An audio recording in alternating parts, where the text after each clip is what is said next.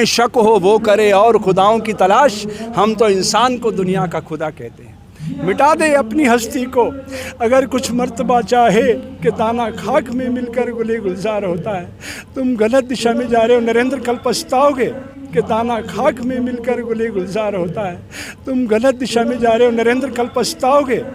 आज जहां हम हैं कल कोई और था, ये भी एक दौर है, वो भी एक दौर था, कितने और कितने चलेगा। और डोवाल कह रहा था, अजीत बाबू, वो क्या नाम है उसका तुम्हारा NSA वाला, क्या कह रहा था वो, कभी अपने आप से पूछिए कि मैं कौन हूँ, मैं कहाँ से आया हूँ, कहाँ मुझे जाना है। वो तो पंप एंड शो है, दुनिया को दिखाने की नौटंकी है। एक बार कोई व्यक्ति अपने आप से पूछे कि मैं कौन हूँ, मैं कहाँ से आया हूँ, कहाँ मुझे जाना है, प्रकृति सारा दर्शन उसको दे देगी।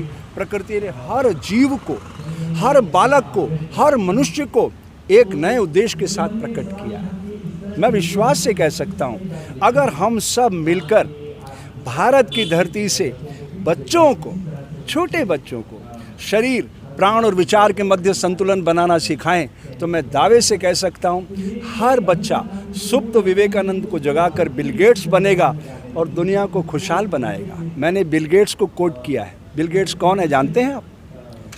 दुनिया का सबसे धनवान व्यक्ति। अपने श्रम से अर्जित धन का 90% पैसा दुनिया के गरीब बच्चों की शिक्षा और स्वास्थ्य पे खर्च करता है। क्यों? व्हाट इज साधु? मेरे देश में, भारत में 70 लाख लोग ये यूनिफॉर्म डालते हैं, सेफ्रॉन। ये सूर्य की पहली और अंतिम किरणें हैं जो संदेश देती है, आओ समाज को जागृत करते हैं, प्रकाशित करते हैं। यह है शक्कर मीठी है, नीम कड़वा है, ये उसका धर्म है।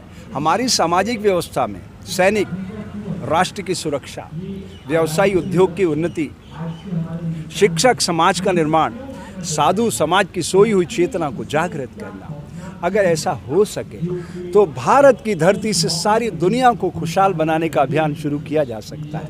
नरेंद्र भाई, मैं आपसे हाथ जोड़ के प्रार्थना करता हूँ कि आप आत्मावलोकन करिए कि आपको किस उद्देश्य के लिए प्रकृति ने वहाँ बैठाया, पंत प्रधान बना के। और आप तो खुद ही कहते थे मैं एक चौकीदार हूँ, मैं एक सेवक हूँ, तो अपना धर्म क्यों भूल गए आप? मैं आपको याद दिलाना चाहता हूँ मेरे भाई, जिस शाखा से आप आते हो, मैं भी बचपन में बंदा बैरागी शाखा चलाया करता था। कांग्रेस के लोगों ने अनगिनत मुकदमे मेरे ऊपर डाले, मैं सब जेल गया, लेकिन मेरा उद्देश्य एक पवित्र उद्देश्य था, समाज की धारा को सही दिशा में ले जाना।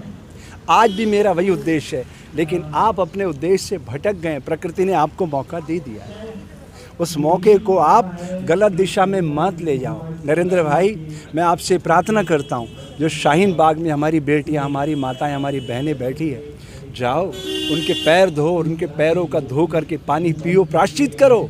उन्होंने तो डेमोक्रेसी को डेवलप करने का एक महान पवित्र संदेश समाज के सामने रख दिया, और हम क्या कर रहे हैं? जय श्री राम के नाम पे मस्जिदों को हम चला रहे हैं, ये कर रहे हैं हम।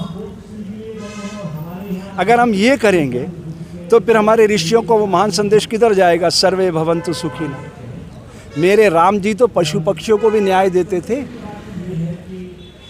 आप धर्म के नाम पर पंथों को कमज़ोर करने की साजिश कर रहे हो। मतलब आप ये कह रहे हो कि आप प्रकृति की इस विविधता को नष्ट करना चाहते हो, समाप्त करना चाहते हो।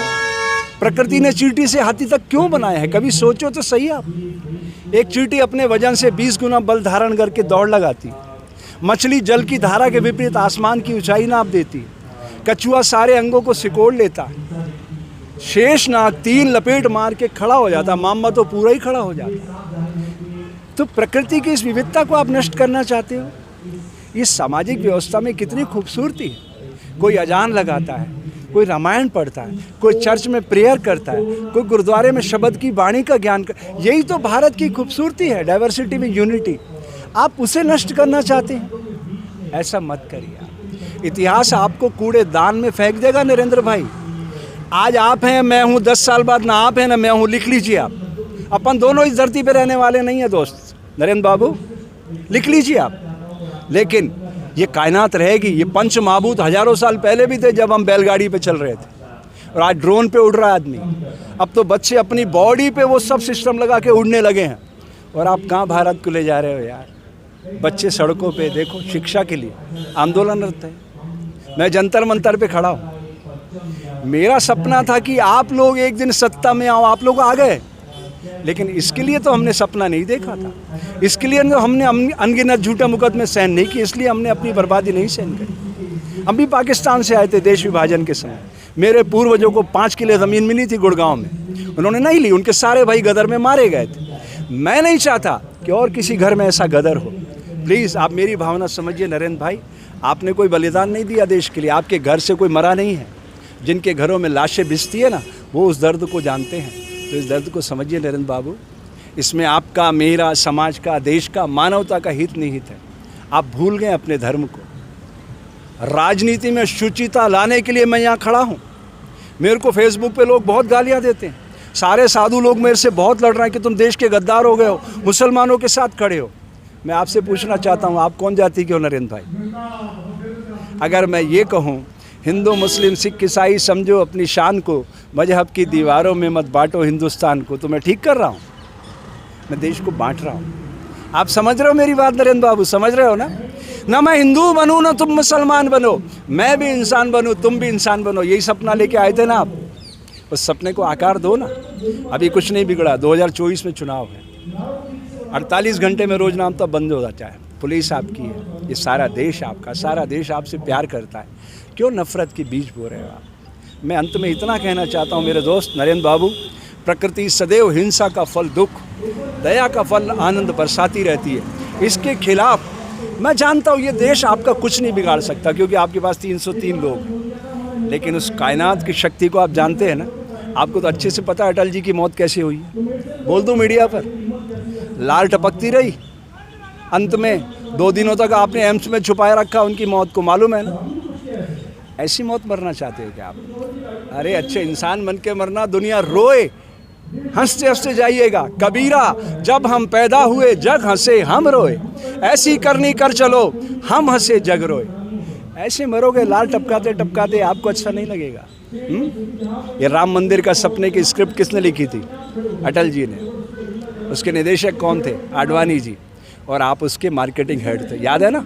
उसी रथ पे खड़े होकर चिल्लाते थे आप। मुझे तो एक एक दृश्य याद है।